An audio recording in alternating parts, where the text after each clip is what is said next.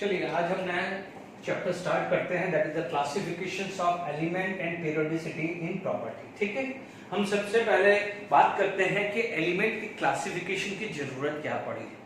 जैसे जैसे क्या हो जाएगा टाइम 1800, यदि ईयर 1800 से बात करें toward, if you move toward the 1900 then so on, यानी टिल टुडे तक हम बात करें तो टिल टुडे 114 एलिमेंट डिस्कवर हो चुके हैं।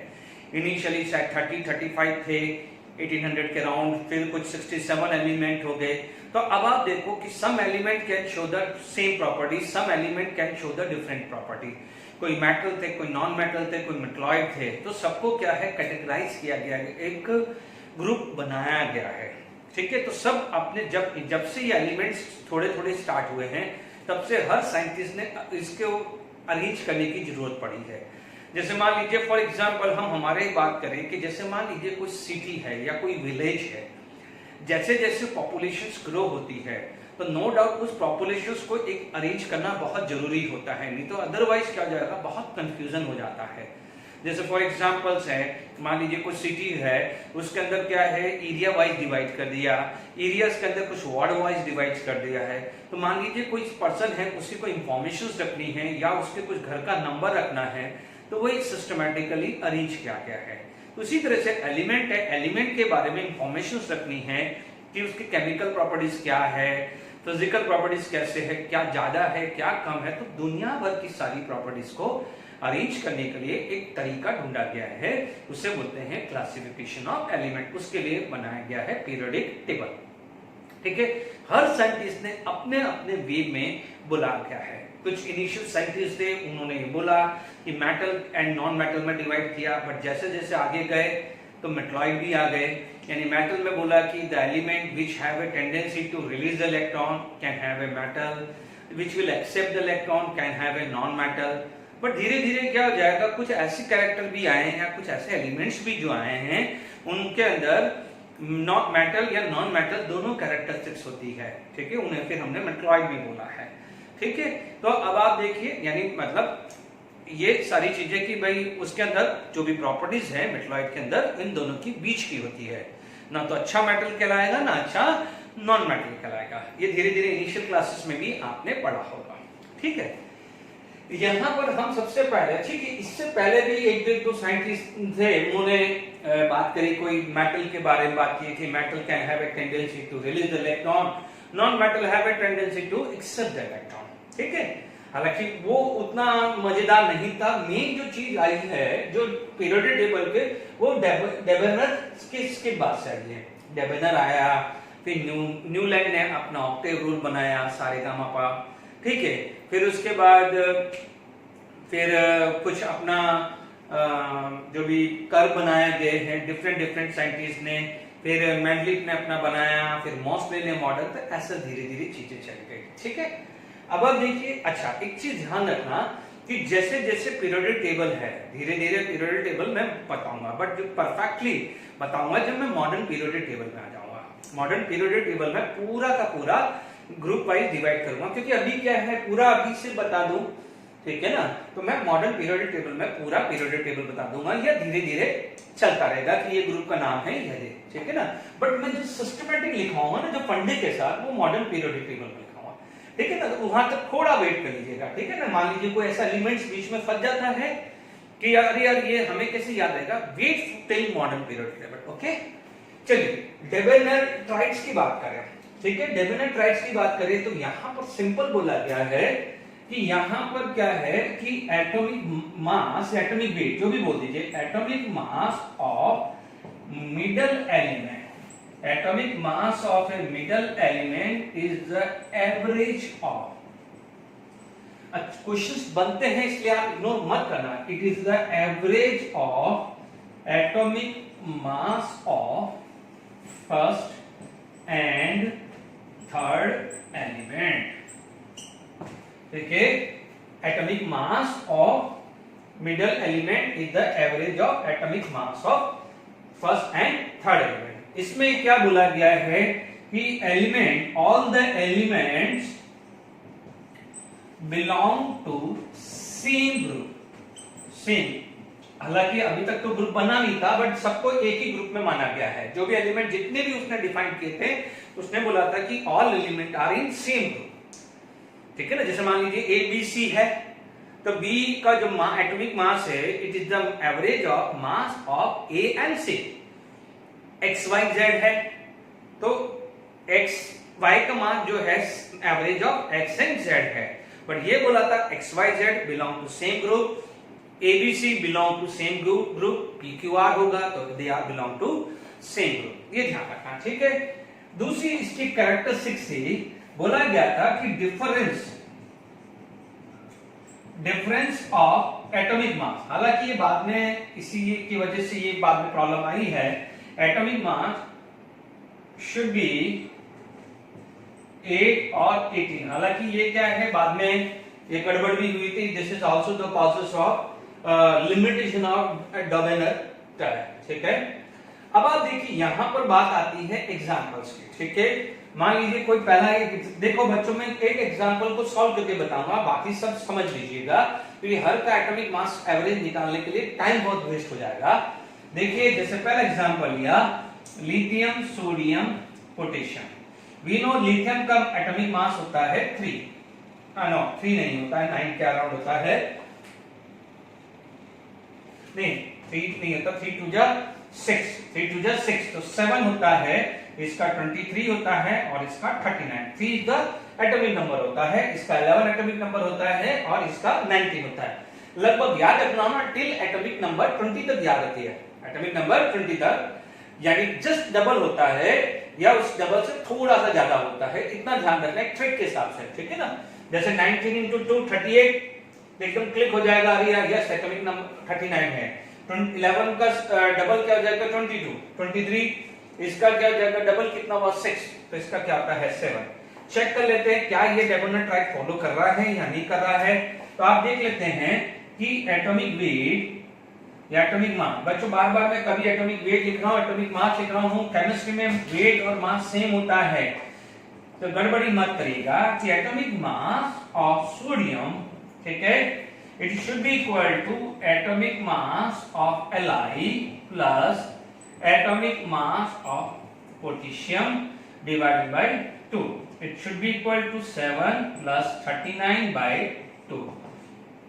ठीक है, कितना हो गया है 46, ये आ गया है 46 by 2 and it come to be 23। ठीक है, तो ये 23 आ रहा है। Is it clear? तो मैंने एक का प्रूव करके दे दिया है, हर में फिर हम सिर्फ एग्जांपल लिख दीजिएगा, ठीक है। अब आप देखिए कि यदि मान लीजिए इनमें और एग्जांपल बात करें, ठीक है, मैं आपको ट्रिक से बता देता हूं। देखिए हमने यहां पर पढ़ा है हे ली ना के रब से फरियाद, हे लीना के रब से फरियाद, दिस इज द फंडा फॉर द पीरियोडिक टेबल में ग्रुप नंबर 1, ठीक है। मैं अच्छा पीरियोडिक टेबल में जो भी फंडा लिखेंगे, जो भी आपका नोटबुक है उसके फर्स्ट पेज पे लिख देना, ठीक है। जहां भी नोटबुक है उसके फर्स्ट पेज पे लिखना, तो बार बार जब भी आपको कोई पीरियोडिक टेबल का देखना है एलिमेंट की पोजीशन, तो आपको आसान हो जाए। Is it clear? अदरवाइज क्या करें, पीरियोडिक टेबल को जेरॉक्स करा के लगा दें और उसमें उसके साथ में फंडे भी लिख दीजिए, ठीक है। तो हेलिना के रब से फरियाद, but make sure hydrogen is not alkali metal, यानी it is not a element belong to group number 1, ठीक है। Because hydrogen has a characteristics, some characteristics resemble to alkali metal, यानी alkali में यानी ग्रुप नंबर 1, ठीक है। तो आप देखेंगे हाइड्रोजन की कोई पोजीशन फिक्स नहीं होती है। तो आप देखिए फंडे में भले हमने हाइड्रोजन लिख दिया है, बिकॉज इसमें जो वैलेंस इलेक्ट्रॉन यानी लास्ट ऑर्बिट में इलेक्ट्रॉन कितना था 1, आप देखेंगे तो यहां पर क्या होता है, जो भी 1 होता है। बट अभी मैं नहीं ज्यादा इस पर डिस्क्रिप्टिव चल रहा हूं, क्योंकि मैं मॉडर्न पीरियोडिक टेबल तक वेट कर रहा हूं, ठीक है। क्योंकि देखो जो चीज जहां पर है वहां पर सही लगेगी, ठीक है। अब आप देखो, ठीक है, हमने फंडा लिख दिया, फिर भी मैं फंडा बात करूंगा। आप देखेंगे मॉडर्न पीरियोडिक टेबल में फंडे सारे बताऊंगा, आप बेफिक्र रहिए। देखिए पहला है लीना के, ठीक है, लीना के आ गया। दूसरा ग्रुप होता है ये, यानी the second example is potassium, rubidium and caesium, ठीक है, ऑल आर, ठीक है। इसके बाद क्या होता है, ध्यान दीजिएगा, नाना, पाटेकर, ऐश्वर्या, सब बिंदास, ये ग्रुप नंबर 15 होगा। बट अभी मैं ग्रुप नंबर 15 लिख लूंगा तो क्या है, डोवेनेर का इंसल्ट हो जाएगा, क्योंकि उसने मेहनत करी, तो उसके बारे में बात करें। मॉडर्न तक आप वेट करें, ठीक है। उस स्टाइल से टी पो, ठीक है। फिर कलर, ब्राइटनेस इन अकार्टी, सब फंडे लिखवाऊंगा। अभी यदि कोई बच्चा नहीं लिख पा रहा है तो आप बेफिक्र रहिए, ठीक है। आप देखेंगे यहां पर हमारे पास, देखिए कौन कौन से मिलने वाले हैं। ये फर्स्ट एग्जांपल आ गया, सेकंड में एक साथ लिखूंगा, आप बेफिक्र रहिए। ये एक हो गया है, ये आ गया, ये तीनों तो एक ही सीरीज में दिख रहे हैं, ये तो एक ही में है। तो आपके पास first example, second, third, fourth and fifth. एक और होता है एग्जांपल जो यहां पर आपका आ जाता है हाइड्रोजन। देखिए हाइड्रोजन, ठीक है, हालांकि आप ले सकते हो बट मेक श्योर हाइड्रोजन की पोजीशन फिक्स नहीं है, इसलिए आप देखेंगे पीरियोडिक टेबल में हाइड्रोजन यहां बीच में रखा होता है। न तो अल्कलीज को घर में आने देता है, न हेलोजन घर में आने देता है, ठीक है, ध्यान से समझ लीजिएगा। एक और होता है जो आता है, हालांकि ये लिमिटेशन है बट कई बार लिख देते हैं, तो आपके पास तो ये तो सारे एग्जाम्पल हो गए हैं। तो पहला मैंने यहां पर प्रूव कर दिया है, सारे एग्जाम्पल एक साथ लिख देता हूं, ठीक है। यहां पर आपका first example is clear now, ठीक है।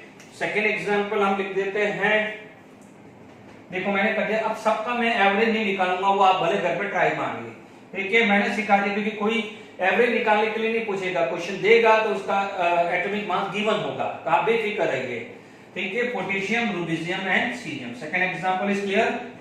थर्ड एग्जांपल, पाटेकर, ऐश्वर्या, सब, ठीक है। नेक्स्ट एग्जांपल क्या हो जाएगा, उस स्टाइल से टी, है ना। अब आप देखो फिफ्थ एग्जांपल क्या हो गया है, कलर, ब्राइटनेस इन। फिर आ जाएगा six example, hydrogen, fluorine and chlorine, ठीक है। यहां तक सब सही मिल जाएगा, बाकी जो है कहीं आ जाए तो ही टिक करना है। ध्यान दीजिएगा, इसको आए तो ही टिक करना है, यानी ये ऊपर वाले ऑप्शन नहीं है तो ही टिक करना है, ये जो मैं नीचे लिख रहा हूं। तो इधर ऊपर वाले ये ध्यान रखना है, ये 5 परफेक्ट है, ये उतना परफेक्ट नहीं है, ठीक है। तो ये गलती मत करिएगा, ठीक है, ओके।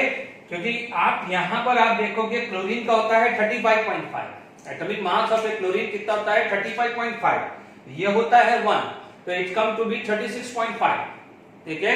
एंड डिवाइडेड बाय 2 कितना हो जाएगा 18.25, और इसका होता है 19। तो उतना परफेक्टली नहीं होता, बट ये एग्जांपल कब लिख रहा हूं, जब इन पांचों में से कोई एग्जांपल नहीं है तो ही 6 टिक करना है। फिर गलती नहीं होनी चाहिए कि सर आपने तो बताया था, तो प्लीज ये चीज का ध्यान रखना है।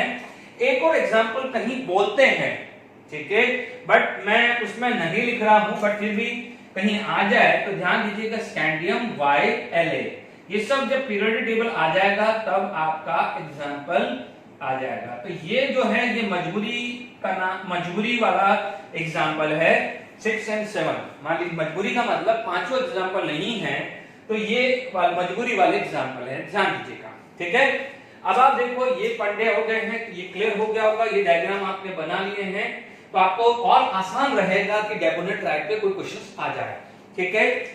आप ये ध्यान रखना है कि पी ब्लॉक के इसके अंदर पीरियोडिक टेबल के अंदर एनसीईआरटी टेक्स्ट बुक को लाइन बाय लाइन पढ़ना। आप NCERT book line by line करिए, मैंने दोनों चैप्टर पहले दोनों चैप्टर पढ़ाए हैं, अंदर से कैसे क्वेश्चंस बनते हैं।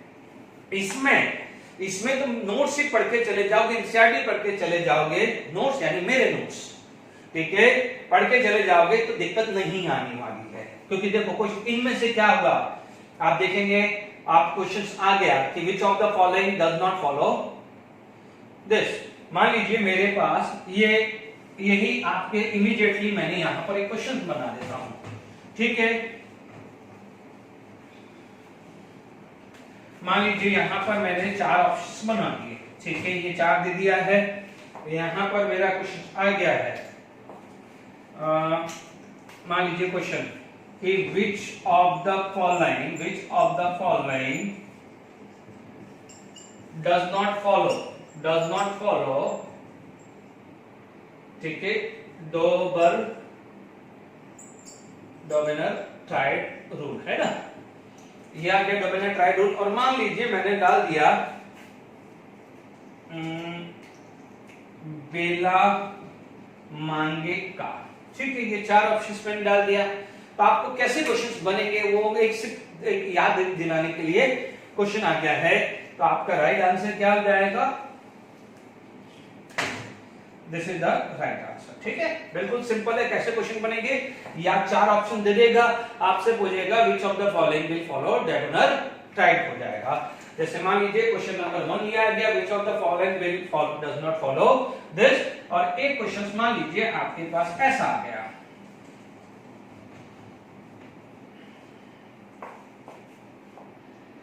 मान लीजिए फोर्थ आ गया केस, ठीक है, which of the following does follow Dobereiner triad. मान लीजिए मैंने यहां लिख दिया है फेकोनी लिख दिया है, ठीक है, मैग्नीशियम, कैल्शियम, स्ट्रोंशियम लिख दिया है, ठीक है, मान लीजिए सल्फर, सिलिकॉन, उस स्टाइल से टी लिख दिया है, या मान लीजिए आपको मैंने लिख दिया है ब्राइटनेस इन अकार्टिव, कुछ भी लिख दिया है ना, ये 4-5 लिख दिए हैं। तो आप देख लेंगे सीधा दिख रहा है, this is it will follow Dobereiner triad. तो दोनों एमसीक्यू क्लियर हो गए कि डोबेनर ट्राइड पे एमसीक्यू कैसे बनते हैं, तो आगे वो क्लियर हो गया है, ठीक है। इसमें एक लिमिटेशन जो आती है तो वो लिख देते हैं आप, यहां पर आप लिख लेंगे कि लिमिटेशन, आपको पता है कि this is limited to a very small amount of small number of element, but आप देखेंगे अभी तक तो डिस्कवरी 140 तक पहुंच गई है, उस समय ये करीब था 1817 या 1820 के अराउंड था। उसके बाद क्या है, कंटिन्यूस नंबर ऑफ एलिमेंट्स बढ़ रहे थे। इसका मतलब क्या है, this is limited to small number, limited to small number of element, है ना, स्मॉल नंबर ऑफ एलिमेंट है, कुछ एक एलिमेंट आप देख लीजिए ना, 5 या 6 ही तो बने हैं, बाकी एलिमेंट तो कितने सारे थे, क्लियर। फिर दूसरा क्या जाएगा, not applicable to D and F block element, क्योंकि देखिए बाद में जब मॉडर्न पीरियोडिक टेबल आया था तो डीएनएफ ब्लॉक भी आ गया, ठीक है। हमने एटॉमिक स्ट्रक्चर पढ़ लिया है, देखिए एटॉमिक स्ट्रक्चर पढ़ गया, मैं सब पढ़ाऊंगा, ये सब जैसे टॉपिक टू टॉपिक चल रहा है, एनसीईआरटी के टॉपिक टू टॉपिक में कवर करूंगा, बाकी टॉपिक में जाऊंगा एनसीईआरटी के और उसके अंदर डिटेल में चला जाऊंगा। तो ये जो मैं तरीका अपनाता हूं वैसे ही करने वाला हूं। अच्छा, it is not applicable, complete कर देना, it is not applicable to D and F block element. देखेंगे डीएनएफ मिला नहीं, हालांकि पी में भी सारे नहीं मिले हैं, एस में भी नहीं। देखिए मैंने वर्बली बोला है, ठीक है, एस का मतलब होता है S block, P block, D block, F block, यानी एस ब्लॉक यानी last electron enter into S block, यानी जैसे 1s 2s 3s 4s। If the last electron enter into the P, like लिखना नहीं अभी मत, इतना आगे टॉपिक आएगा, अभी मैं परफेक्टली टॉपिक वाइज चल रहा हूं, क्योंकि मैंने अभी डीएनएफ ब्लॉक लिख दिया। तो कुछ बच्चे बोलेंगे सर डीएनएफ ब्लॉक क्या होता है, सिर्फ उसलिए बोल रहा हूं, प्लीज मैं प्रॉपर नोट बनाऊंगा, आप नहीं नोट करें तो अच्छी बात है, सिर्फ सुन लीजिए। अभी last electron enter into S, last electron, what I am using the word last electron, ऐसे नहीं कोई भी इलेक्ट्रॉन ले लो, ठीक है, the last electron into S, यानी 1s 2s 3s 4s 5s, तो आप उसको क्या बोलोगे, s block element. If the last electron get enter into p, 2p 3p 4p 5p 6p, उसे क्या बोलेंगे, पी ब्लॉक एलिमेंट, ठीक है। If the last electron enter into D, 3D, 4D, 5D, 6D, ठीक है, जैसे याद करिए कॉपर, क्रोमियम, कॉपर क्रोमियम याद आ रहा है, ऑब्वर्क एक्सेप्शन था ना, उसमें लास्ट इलेक्ट्रॉन किसमें एंटर हुआ था, 3D में एंटर हुआ था कि नहीं हुआ था, भले हमने रिप्रेजेंटेशन अलग किया था, बट N+L रूल के हिसाब से लास्ट इलेक्ट्रॉन तो 3D में एंटर हुआ था ना। तो कॉपर या क्रोमियम या जिंक ये सब क्या जाते हैं, डी ब्लॉक एलिमेंट। सिमिलरली जैसे एफ ब्लॉक एलिमेंट होता है जहां पर एफ होता है लास्ट इलेक्ट्रॉन, जैसे आपने देखा होगा 6s कंप्लीट होते ही 4s में इलेक्ट्रॉन जाते हैं, तो 4s के अंदर जो इलेक्ट्रॉन आएंगे उसे क्या बोलते हैं, एफ ब्लॉक एलिमेंट, ठीक है। आगे टॉपिक आने वाला है, बिल्कुल डिटेल्स में बात करूंगा मैं, ठीक है, बस सिर्फ क्योंकि आपने डी और एफ ब्लॉक लिखा है तो बच्चे लोग कंफ्यूज ना हो इसलिए मैंने यहाँ पर लिख दिया है। ठीक है, तो आप समझ में आ गया है कि नहीं आ गया? ठीक है, तो ये क्वेश्चन बन जाएगा। ठीक है, अब हमारे पास बात करते हैं न्यूमेरिकल। यदि कोई क्वेश्चन पूछ लें, ये जो न्यूमेरिकल लिख रहा हूं बच्चों वो हाइपोथेटिकल है। आप इसका ये मत बोलना कि सर आपने लिखा था 8 और 18, तो मैं एक हाइपोथेटिकल क्वेश्चन आप पे डाल रहा हूं। ठीक है, तो देखिए यहां पर आपके पास हाइपोथेटिकल क्वेश्चन आ जाता है कि भाई मान लीजिए एटॉमिक वेट, मान लीजिए आपके पास क्वेश्चन आ गया है कि लेट इट बी, यहां पर पहले रब कर देते हैं, थोड़ा अगर में टाइम जाता है।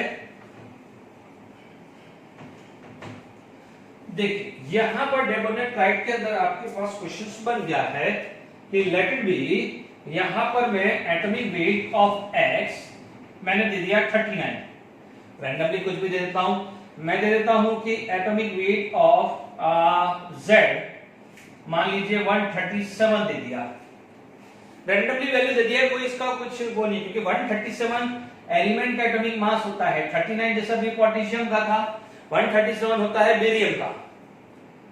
ठीक है, तो मैंने लिख दिया है, ओके, रैंडमली लिख दिया है। ध्यान रखना फिर आप ऑर्थोडॉक्स मत चल जाना कि सर अभी तो आपने मना किया था, ये है सिर्फ एक न्यूमेरिकल पॉइंट ऑफ व्यू कैसे है वो बता रहा हूं। प्लीज इस पे ऑथेंटिसिटी पे मत चले जाना, ये सिर्फ प्रैक्टिस के लिए बता रहा हूं।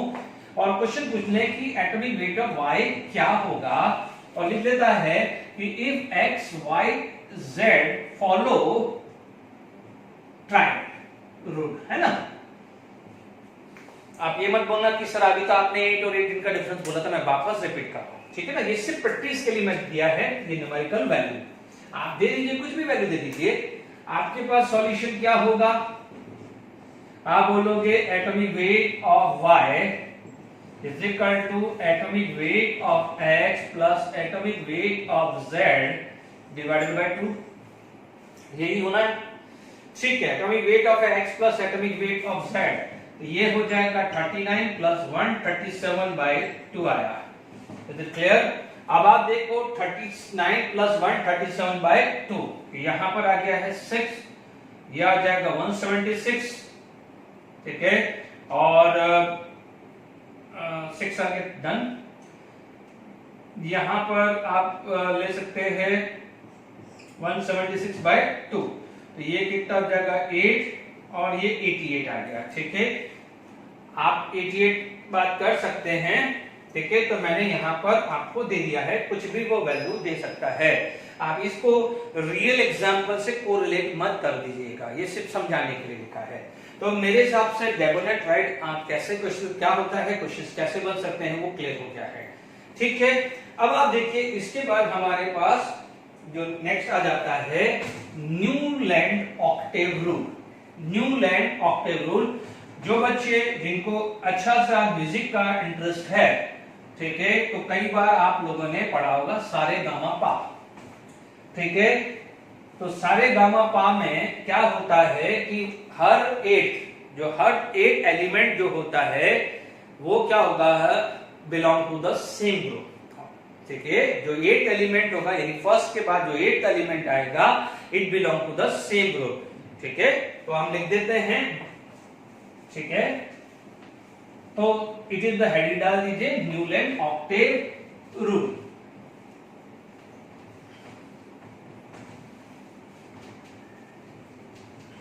ठीक है, न्यूलैंड ऑक्टेव रूल। ठीक है, तो यहां पर हमारे पास क्या आ जाएगा, सेकंड जो आता है that is the Newland octave rule. ठीक है, हालांकि इससे पहले कुछ डी चैंटोरिस करके है एक साइंटिस्ट जो है, उन्होंने एक पीरियोडिक टेबल बनाने की कोशिश करी थी on the basis of increasing atomic weight. ठीक है, इंक्रीजिंग एटॉमिक वेट, इस तरह का क्वेश्चंस कुछ जेपमर या उसमें क्वेश्चंस आया हुआ है and it is given in NCERT book, single line लिखा हुआ है। इसलिए जब भी एनसीईआरटी बुक पढ़ो तो वहां पर क्या जाएगा, अंडरलाइन करते रहा करो कि ये है, या उसको अंडरलाइन कर लिया नोट टेक्स्ट बुक में तो नोटबुक में लिख लिया करो। कई बार क्या है, कुछ छोटे छोटे पॉइंट होते हैं जो रह जाते हैं, वो आप नोट कर। मेरी तो कोशिश होती है कि सारा पॉइंट लिख दो, बट फिर भी क्या हो जाता है, कोई एक छोटा पॉइंट ऐसा रह जाता है, साइंटिस्ट का नेम रह जाता है, तो you just note down the things. Is it clear? तो देखिए यहाँ पर न्यूलैंड, वो क्वेश्चन भले चाहो तो मैं लिख दूंगा अभी थोड़ी देर में, टेंशन मत लीजिए, पहले चलने दीजिए। न्यूलैंड ऑक्टेव रूल की बात करें तो हमारे पास क्या हो जाता है कि जो फर्स्ट एलिमेंट है, जैसे मान लीजिए आपका lithium, beryllium, boron, carbon, nitrogen, oxygen, chlorine, ठीक है। यहां पर कौन आ गया था? हाइड्रोजन, ठीक है। यहां पर आ गया था सोडियम, मैग्नीशियम, यहां पर एल्यूमिनियम, सिलिकॉन, है ना, और नाना दिस से ये क्लोरीन, ठीक है। यहां पर आ गया था पोटेशियम और कैल्शियम, ठीक है। सारे गामा पा जो भी है, सारा ऑक्टेव जो है, सारे गामा पादा जो भी है, ठीक है ना। तो आप देख लीजिए फर्स्ट एंड 8 एलिमेंट, ठीक है।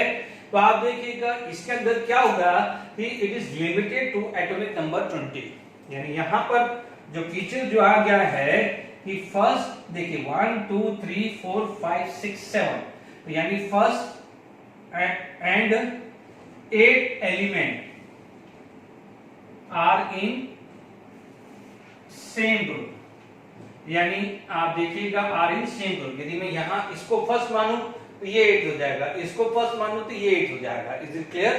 First and 8 element are in same group, ठीक है। यदि मैं लिमिटेशन की बात करूं तो लिमिटेशन में क्या हो जाएगा, it is up to atomic number 20, यानी एटॉमिक नंबर 20 तक क्या है वो वैलिड था। It is up to atomic number 20 valid था, बट अब 20 के बाद क्या है, इसका कोई ठिकाना नहीं था, ठीक है।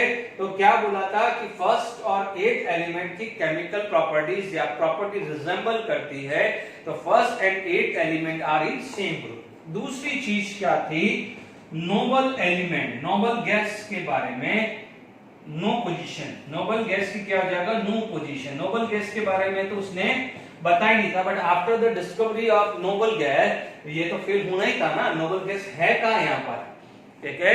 तो after the discovery of noble gas there is a no position था, इसलिए ये भी किसमें क्या है, लिमिटेशन में काउंट होगा। यानी क्या हो जाएगा, अप टू 20 था, व्हाट अबाउट द 21, तो यानी क्या हो जाएगा, यहां पर आप बोलोगे not valid if the atomic number greater than 20, यानी मान लीजिए 21 भी हुआ होगा, 22 भी हुआ होगा, तो वहां पर किसी भी तरह का वैलिड नहीं था। Is it clear to all of you? अब आप देखिए हम आगे बात करते हैं। देखिए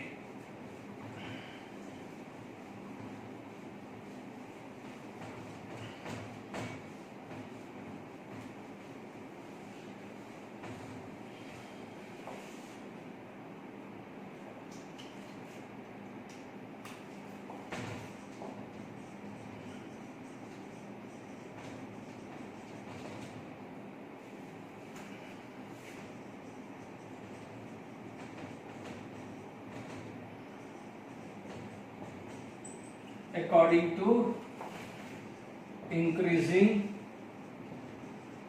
order, ठीक है। ये जिपमर का क्वेश्चन है, जिपमर बड़ा तो नीट आ गया है, जिपमर में आया था, ठीक है। ये जिपमर का क्वेश्चन है, ठीक है। ये जिपमर था, that is it is one of the medical, very good medical college in Pondicherry, ठीक है। जिपमर में पूछा गया है, बट अब तो क्या है, नीट आ गया है तो कॉमन एंट्रेंस, बट जिपमर था, एम्स था, एएफएमसी था, उनका सबका इंडिपेंडेंट एंट्रेंस होता है अलोंग विद एआईपीएटी। अब आप देखिए यहां पर सबसे पहले मान लीजिए एटॉमिक नंबर आ गया, या एटॉमिक मास आ गया, या थर्ड मान लीजिए एटॉमिक वॉल्यूम आ गया, या मान लीजिए फोर्थ नन ऑफ दिस आ गया, ठीक है ना। अब आप देखिए, तो आप देखेंगे ये एक टेक्स्ट बुक में एक लाइन में लिखा हुआ है, ढंग से देखिए, इसलिए लाइन बाय लाइन इंपॉर्टेंट होता है। तो it is make periodic table या मिस पीरियोडिक टेबल, या it will arrange the element in increasing order of atomic मास।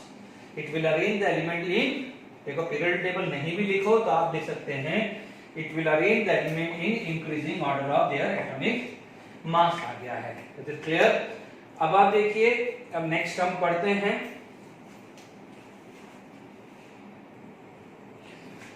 देखिए इसके बाद लॉथर मेयर ने ये कर्व बनाया था, मैंने कर्व डायग्राम बना दिया है, ठीक है। तो this is atomic volume, it is in Y axis and atomic weight it is in X axis, ठीक है।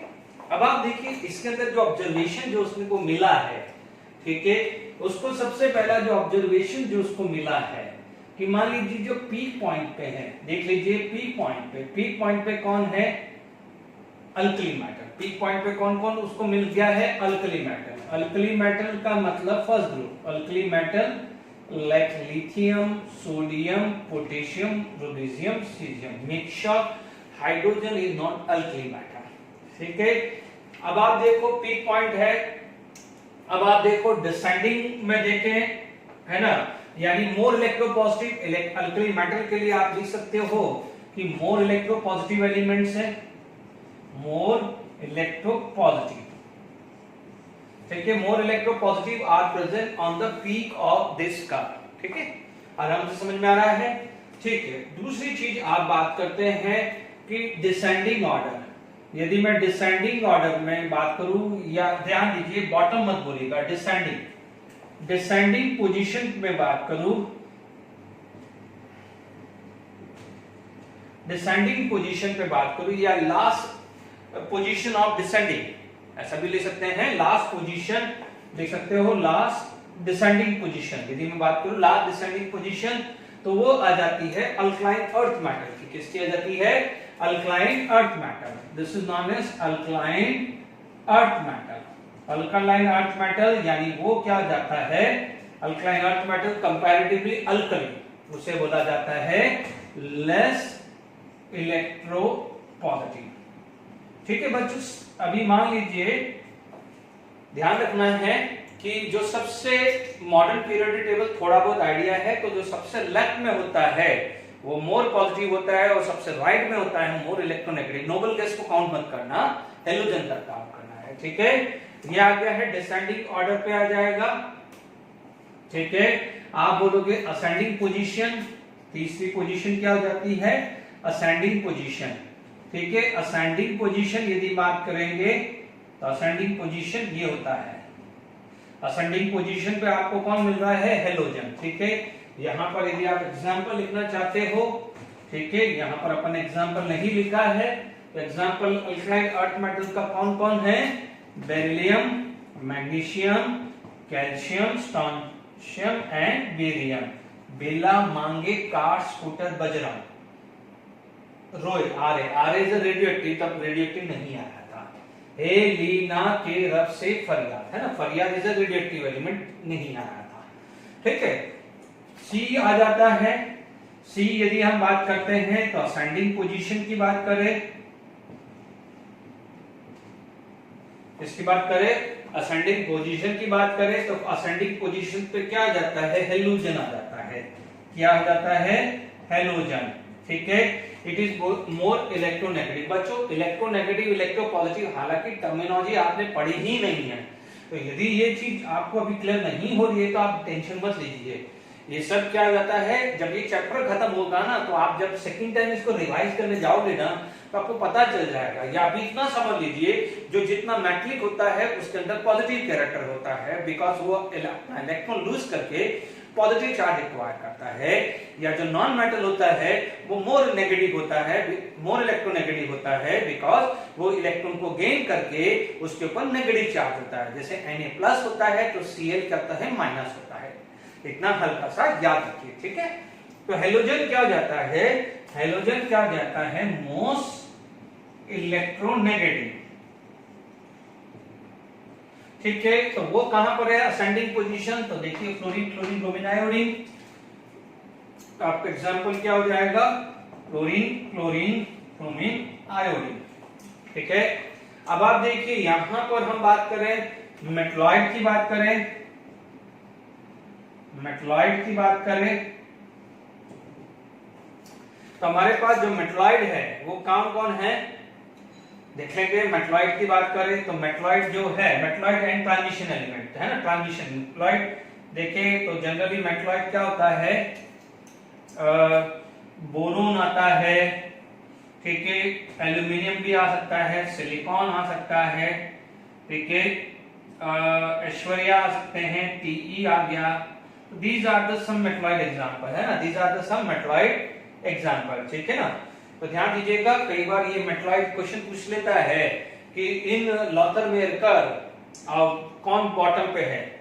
मान लीजिए एक ऑप्शंस मैंने डाल दिया है, ठीक है, तो ये मेटलॉइड की पोजीशन कहाँ है, बॉटम, क्या है, बॉटम। तो मैंने यहाँ लिखा नहीं है, आप लिख लीजिए, इसको वापस से मैं लिख देता हूँ, रब कर देता हूँ, तो आपको पता चल जाएगा कि बॉटम पॉइंट क्या आ जाएगा, bottom point, bottom of curve. Bottom of curve में कौन कौन मिलेगा, एक तो आपको क्या मिलेगा, मेटलॉइड मिलेगा एंड ट्रांजिशन, मेटलॉइड मिलेगा और ट्रांजिशन एलिमेंट। देखो ट्रांजिशन एलिमेंट क्या होते हैं, जो डी ब्लॉक के होते हैं, सब आएगा। और क्यों ट्रांजिशन बोलते हैं, धीरे धीरे आएगा, आप लिखते रहिए। मेटलॉइड हुआ, जैसे बोरोन आ गया, एल्यूमिनियम आ गया, ठीक है, सिलिकॉन आ सकता है, ठीक है, ऐश्वर्या और टी, ठीक है ना, these are the some metalloid, ठीक है। ट्रांजिशन एलिमेंट में आप डी ब्लॉक एलिमेंट्स आप बोल सकते हैं, ये क्या हो जाएगा, डी ब्लॉक एलिमेंट। क्लियर? तो आई होप यहां तक समझ में आ गया होगा। अब आप देखो, इस पोजीशंस को देख के ये पता चल गया कि इस कर्व में जिसकी प्रॉपर्टी सेम है वो सेम पोजीशन पे है, इन सब की प्रॉपर्टी सेम है, तो they are present at the same position at the curve, यानी सब पीक पे है। ये सब कहां है, डिसेंडिंग पे है, या ये सब कहां है, असेंडिंग पे है। तो इससे एक बेसिस उसने बनाया, लॉथरमेयर ने क्या बनाया कि देयर इज ए इंक्रीजिंग, जो ये कर्व बन रहा है, it is in the increasing order of atomic mass, it is in the increasing order of atomic मास, यानी इसका एक बेसिस क्या बन गया है, इंक्रीजिंग ऑर्डर ऑफ एटॉमिक मास या एटॉमिक वेट। बच्चों ध्यान रखना, एटॉमिक वेट, एटॉमिक मास कुछ भी बोला जा सकता है। इसका जो बेसिस है, इसका जो भी है अरेंजमेंट जो है, क्या है इस कॉलम में, देखिए इंक्रीजिंग ऑर्डर ऑफ अरेंजमेंट जो है, इन increasing order of atomic weight, ठीक है, increasing order of atomic wait. ध्यान दीजिएगा, यही एक बेस मिला किसको, मेंडलिक को, किसको मिला, मेंडलिक को, फॉर पीरियोडिक टेबल, यानी जो पीरियोडिक टेबल बनाने के लिए एक बेस मिला है। कहां से बेस दिया है, लॉथरमेयर से मिला है, ठीक है, ये चीज का ध्यान रखिएगा। तो लॉथरमेयर का जो ये कर्व है, this is the basis for old periodic table, जिसको हम क्या बोलते हैं, मेंडलिक पीरियोडिक टेबल बोलते हैं। क्लियर? अब हम बात करते हैं मेंडलिक पीरियोडिक टेबल। देखिए नेक्स्ट आ जाता है मेंडलिक पीरियोडिक टेबल, ठीक है, हमने मेंडलिक पीरियोडिक टेबल में बात कर लेते हैं, ठीक है। इसमें क्या हो जाता है, इसका जो अरेंजमेंट था कि the physical and chemical properties of an element is periodic function of atomic weight, ठीक है, ठीक है, एटॉमिक वेट बोल दो या एटॉमिक मास बोल दीजिए, ठीक है। किस किस का पीरियोडिक फंक्शन आ जाता है, एटॉमिक वेट तक होता है, ठीक है। यहाँ पर हम बात करें, यदि मैं कैरेक्टरिस्टिक्स की बात करूं, इसके फीचर्स की बात करूं, ये फीचर्स क्या क्या था, कैरेक्टरिस्टिक्स क्या था, अबाउट दिस। यदि मैं कैरेक्टरिस्टिक की बात करूं of Mendeleev periodic table, Mendeleev's periodic table, ठीक है, मेंडलिक पीरियोडिक टेबल की बात करूं तो सबसे पहली बात क्या आ जाता है कि बेस जो है, आप बोलोगे it is based on atomic weight पे बेस था, ठीक है। अब इसने क्या करा था, 63 एलिमेंट्स जब तक हुए थे, जनरली एलिमेंट जो थे वो 63 थे, जब तक इसने बनाया था 63 था, ठीक है, उसने जनरली क्या हो जाता है 7 रोज में डिवाइड किया था। 7 हॉरिजॉन्टल रो को बात करें, 7 हॉरिजॉन्टल रो बात कर लें, ठीक है, 7 हॉरिजॉन्टल रोज था जिसका नाम डाला था पीरियड। यदि मैं ग्रुप की बात करूं तो 9 ग्रुप डाला था। 9 वर्टिकल कॉलम जो ग्रुप बोला था, 9 वर्टिकल कॉलम उसे क्या बोला था, ग्रुप बोला था। ठीक है, 9 वर्टिकल कॉलम जो है उसको क्या बोला गया था, ग्रुप बोला गया था। ठीक है, तो यहां तक आपको समझ में आ गया है। इसमें नंबर जो दिया था 1 2 3 4 5 6 7, ठीक है, और 8 दिया था, और एक जो ग्रुप दिया था उसे दिया था 0 ग्रुप।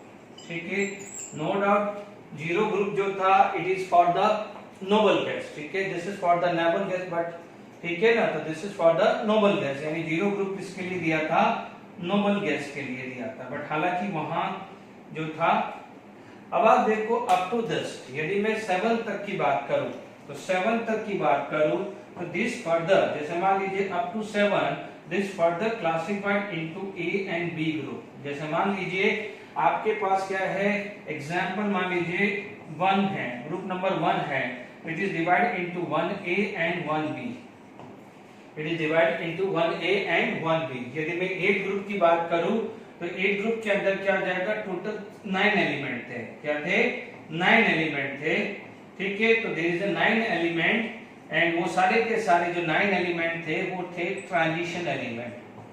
क्या बोलते हैं, ट्रांजिशन एलिमेंट। तो there is a 9 transition element. जैसे मान लीजिए फेकोनी आ जाएगा, तो दीज आर द एलिमेंट। ठीक है, तो these are group present in this. जैसे मान लीजिए यहाँ पर फर्स्ट ए फर्स्ट बी की बात करें तो यहाँ पर यदि अल्कली मेटल है तो यहाँ पर क्या जाएगा, कॉइनेज मेटल होता है। देखो कॉइनेज मेटल वो होता है जिससे कॉइन बनता है, तो ये भी ध्यान रखिएगा। जैसे कॉपर हुआ, सिल्वर हुआ, गोल्ड हुआ, these are known as coinage metal. ठीक है, तो ये भी ध्यान रखिएगा। तो अब आप देखिए तो बेस्ड ऑन एटॉमिक वेट दिया है। ठीक है, 7 हॉरिजॉन्टल रो में बनाया है, 9 वर्टिकल कॉलम में बनाया है। ठीक है, 0 ग्रुप किसके लिए रखा था उसने, नोबल गैस के लिए। 1 से लेकर 7 तक हर ग्रुप को उसने 2 पार्ट में डिवाइड किया था, जैसे 1A 1B 2A 2B 3A 3B 4A 4B, ऐसे करके 7A 7B। तो हर ग्रुप के अंदर 2-2 रो थी, 2-2 कॉलम थे, फर्स्ट A 1B थे। बट 8 के अंदर क्या है, टोटल एलिमेंट 9 थे, एक रो में 3, नेक्स्ट रो में 3 एंड 3। ठीक है, अब आप देखो this particular arrangement is a very good arrangement, बहुत अच्छा अरेंजमेंट था, क्योंकि अभी तक तो सिर्फ क्या है, सर्टेन लिमिटेशन थी, छोटे छोटे पार्टिकल तक था, वहां तक बात क्या था। उसने बहुत सारे अरेंजमेंट किया, अच्छा खासा था, क्योंकि उस समय तक 63 एलिमेंट अराउंड हो चुके थे और उन्होंने प्रॉपर्ली पीरियोडिकली अरेंज कर दिया था। इज इट क्लियर, यहां तक समझ में आया होगा। ओके, अब यहां पर इसने एक चीज और एडिशन कर दिया कि जो एलिमेंट्स हैं, जैसे मान लीजिए कोई एलिमेंट है वो उसका प्रेडिक्शन नहीं हो पाया, नहीं किया, तो एक उसने एजम्पशन कर दिया, एस्टिमेशन कर दिया कि जैसे मान लीजिए गैलियम है, गैलियम बाद में मिला था, उस समय तक गैलियम नहीं मिला था। ठीक है, तो उस समय जब गैलियम नहीं मिला तो उसने क्या करा कि उसने इक्का एल्यूमिनियम डाल दिया कि भाई इक्का का मतलब नेक्स्ट, इक्का का मतलब नेक्स्ट, यानी नेक्स्ट टू द एल्यूमिनियम। तो नेक्स्ट टू द एल्यूमिनियम क्या है कि गैलियम आ गया, तो गैलियम का उसने अप्रोक्सीमेट 68 समथिंग रखा था कि एटॉमिक वेट जो भी होगा उसका 68 होगा, बट जब गैलियम मिला तो उसका राउंड ऑफ 70 के आसपास मिला। तो उसने भी ये चीज बहुत अच्छी करी थी, जो एलिमेंट उस समय तक डिस्कवर नहीं था उसके लिए उसने जगह छोड़ दी थी। इज इट क्लियर, बाद में जैसे जैसे वो एलिमेंट डिस्कवर होता गया वो पोजीशन धीरे धीरे बन गई है। ठीक है, तो अब आप देखिए उसके क्या मेरिट थे। देखिए these are the some characteristics of Mendeleev periodic table जो मैंने बनाया है। अब मैं क्या करता हूं, इसको एक सिस्टमैटिक लिख देता हूं। ठीक है, तो आपके लिए क्या है, आपको जब नोट करना है तो नोट कर सकते हैं। ठीक है, मैं फटाफट से ये जो सब पढ़ा है मैं लिख लेता हूं। ठीक है, तो मैंने जो था यहाँ पर आपको बिल्कुल डिटेल में जो समझा दिया था उसको एक बार लिख दिया है, यानी जस्ट फॉर योर नोट्स, भाई एक अच्छे से नोट्स बनाए, रिवीजन करें। ध्यान रखना है कि जहां पर मुझे नोट्स की जरूरत होगी मैं आपको रोक के मैं नोट्स लिख दूंगा, तो आप नोट्स बना लीजिए, ठीक है। हमने each group from 1 to 7 divided into A and B. A group को क्या रखा, नॉर्मल एलिमेंट यानी एस और पी वाले थे, और बी में रखे हैं ट्रांजिशन एलिमेंट, ठीक है। ट्रांजिशन एलिमेंट को मतलब यानी समझ में आएगा कि ट्रांजिशन यानी बीच वाली पोजीशन, यानी एस और पी के बीच की कैरेक्टरिस्टिक्स है, ना तो वो बहुत अच्छा मेटल है या बहुत अच्छा नॉन मेटल, यानी जैसे सेमी मेटल की जैसे बात करें, सेमी मेटल जैसी बात करें उसे बोलते हैं ट्रांजिशन एलिमेंट, ठीक है।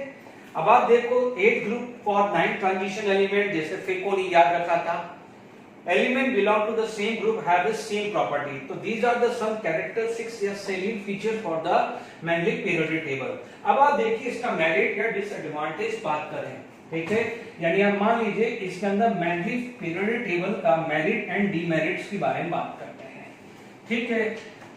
अब आप देखिए यहां पर यदि मैं मेरिट्स की बात करूं तो ध्यान दीजिए, सबसे पहली बात है इसने पीरियोडिक टेबल को बहुत इजी कर दिया, क्योंकि इसने अरेंजमेंट क्या करा है, it is in increasing order of atomic weight, ठीक है। तो क्या हुआ, the study of A element and their property become quite easy, ठीक है। तो आप क्या बोलोगे सबसे पहले, ठीक है, देखिए यहां पर हमारे पास बात करते हैं एडवांटेज या मेरिट। यदि मैं बात करूं मेरिट्स और advantage of Mendeleev periodic table, Mendeleev periodic table, क्योंकि देखो एक्चुअली देखा जाए तो टेबल इसमें ही बना है, बाकी में तो सिर्फ बातें हो रही थी। टेबल प्रॉपर्ली टेबुलर फॉर्म में तो यही बना है, बाकी तो सिर्फ बातें हो रही थी, ठीक है। जैसे मान लीजिए हम लोगों ने जो न्यूलैंड ऑक्टेव रूल था, नो डाउट लाइटर मेटल तक था, 20 तक ओके था, but what about more than 21, D block F block के लिए क्या था, कुछ नहीं था। Is it clear to all of you? तो ध्यान दीजिएगा सारे गामा पा, यानी मान लीजिए फर्स्ट एलिमेंट लिथियम है तो 8 एलिमेंट है, उसका क्या है प्रॉपर्टी सेम होगा। जैसे मान लीजिए बेरिलियम है तो बेरिलियम से 8 कौन सा होता था, मैग्नीशियम हुआ। बोरोन है तो बोरोन से 8 कौन सा होता था, एल्यूमिनियम। बट प्रॉपर्ली अरेंज इसने किया है, तो क्या हो जाएगा, आप इसका बोल सकते हैं कि इससे study of element become easy, ठीक है, बिल्कुल सिंपल लैंग्वेज में लिख जाएगा, study of element become easy, ठीक है। जो non discover there is a place of, आप इसको ऐसा लिख सकते हो, he kept blank position for unknown elements, ठीक है। अननोन एलिमेंट के लिए क्या रखा है, ब्लैंक पोजीशन रख दी, विच फर्दर डिस्कवर्ड, यानी वो बाद में फिर डिस्कवर्ड हो गए, फर्दर डिस्कवर्ड हो गए। जैसे मान लीजिए इक्का एल्यूमिनियम, ठीक है, इक्का एल्यूमिनियम आ गया, ठीक है, इक्का क्या हो जाता है, जर्मनियम आ गया था, आलू का आ जाता ना गैलियम, जर्मनियम, ठीक है। तो इक्का बोरो, इक्का मान लीजिए मैंगनीज आ गया, मैंगनीज आ गया, या इक्का बोरोन। हालांकि देखो ये लास्ट वाला कहीं दिखे तो ही बात करना है, मेन 3 बात करना है, ठीक है।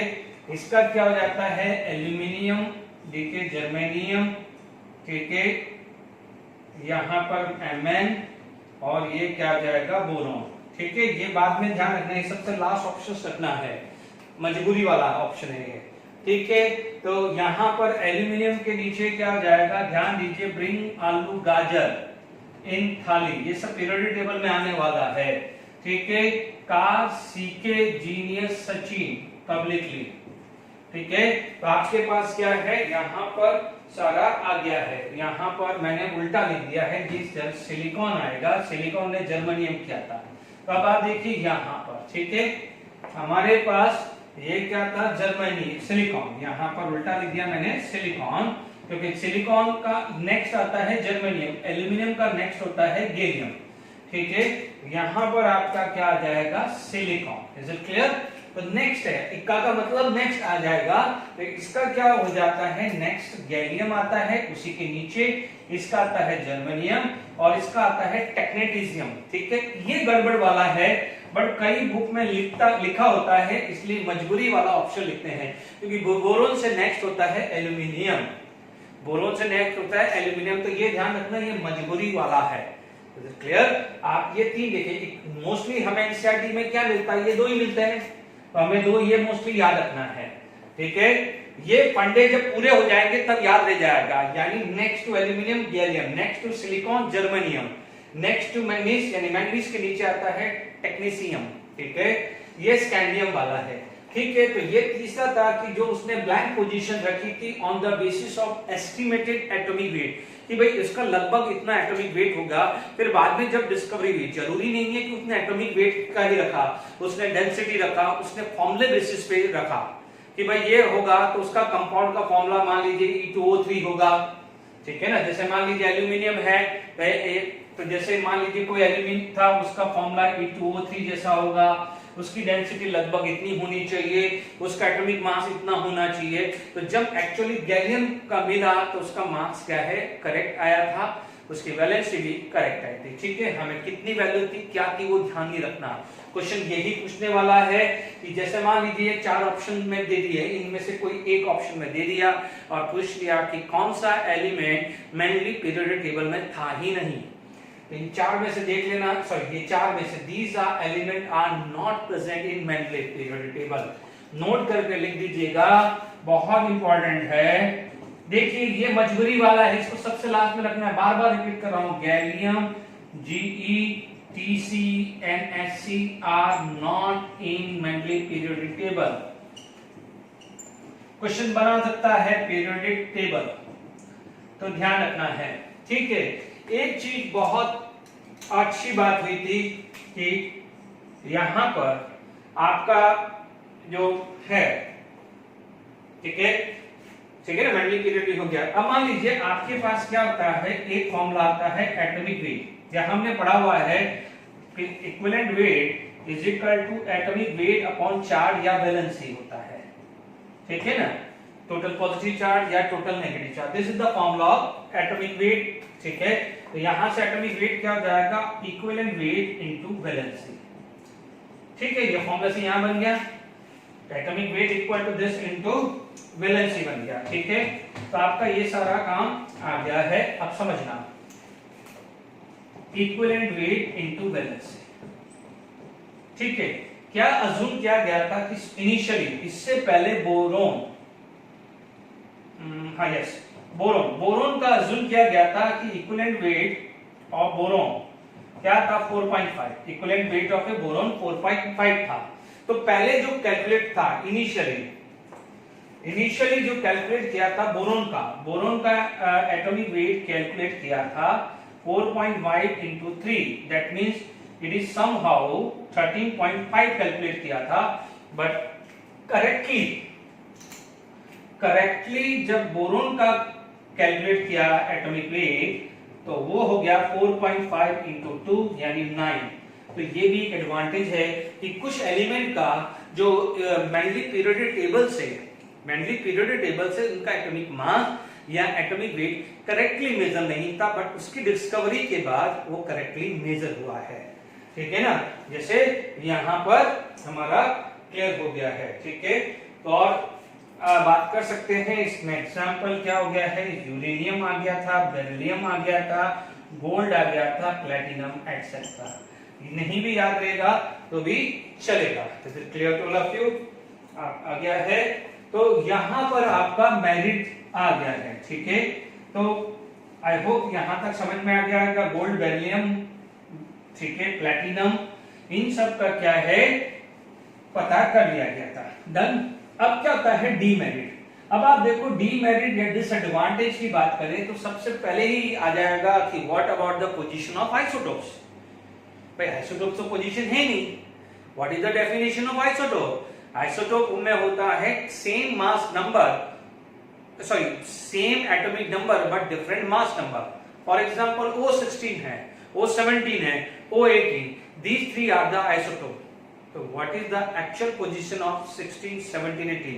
16 में 16 वाला रखा, 17 में 17 वाला रखा, 18 में 18 वाला रखा, बट एक्चुअली यदि देखा जाए तो O16 को 16 वाली पोजीशन मिलनी चाहिए थी, O17 को 17 वाली पोजीशन मिलनी चाहिए, O18 को 18 वाली पोजीशन मिलनी चाहिए, यानी ऑक्सीजन के तीनों आइसोटोप को डिफरेंट डिफरेंट पोजीशन मिलनी चाहिए थी। तो but what about the position? Only एक ही मिली, तो ये डिमेरिट हुई कि नहीं हुई? चलो वन बाय वन हम लेते रहते हैं डिमेरिट्स, ठीक है। यानी सबसे पहला जो डेफिनेशन हो जाता है कि no correct position for isotope, यानी there is no position for isotope, ठीक है।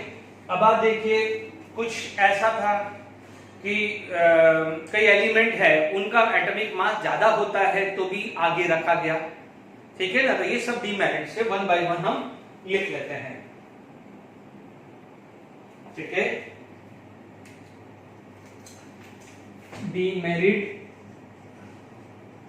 और डिसएडवांटेज, ठीक है, बिल्कुल करेक्टली लिख देते हैं। अब आप देखिए सबसे पहले no position of isotope, isotope की कोई पोजीशन ही नहीं थी, ठीक है। अब आप देखिए what about the position for lanthanide, ठीक है। लैंथेनाइट एंड एक्टिनाइट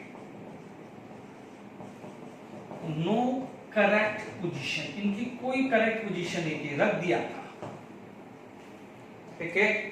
अब तीसरा जो था कि जैसा फॉर एग्जांपल मैं मान लेता हूं कि dissimilar element keep in a same group, आप जैसे क्या लिखोगे? डिसिमिलर,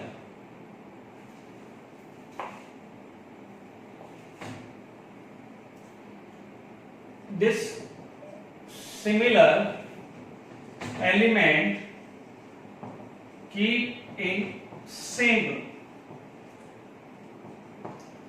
अब आप देखिए यहां पर आप बात करोगे, जैसे मान लीजिए lithium, sodium, potassium, rubidium, caesium, ठीक है। तो यहां पर आ जाएगा, जैसे मान लीजिए फर्स्ट ए ग्रुप था तो आपका क्या जाएगा? कॉपर, सिल्वर, गोल्ड, ठीक है।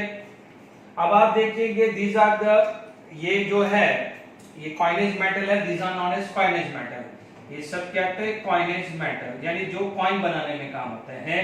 These are less reactive, these are less reactive, ये कॉइनेज मेटल बोलते हैं, लेस रिएक्टिव बोलते हैं। दीज आर लेस इलेक्ट्रोपॉजिटिव, ठीक है। इनको रखा है 1b में, ये कौन सा ग्रुप था? इनको बोला है 1b का बोला था, तो ये क्या था? 1a, these are the 1a, ठीक है ना। फर्स्ट में 1a 1b है, बट ये क्या हो जाता है? They are highly reactive, this group are highly reactive है, एज वेल एज क्या हो जाएगा? More electropositive.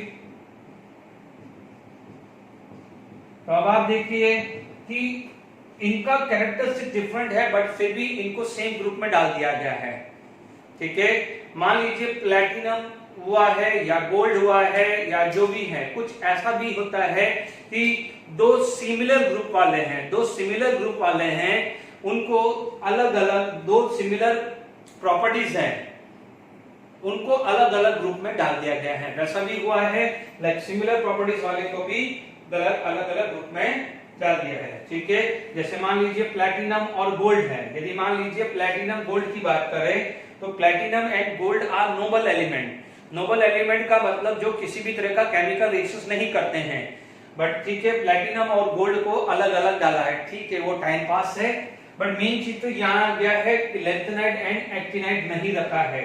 अब आप देखिए यहां पर यदि बात करें तो no position for hydrogen, no correct, no position for hydrogen, no position for hydrogen, hydrogen के लिए कोई पोजीशन है ही नहीं है, ठीक है। अब मान लीजिए जिस एटॉमिक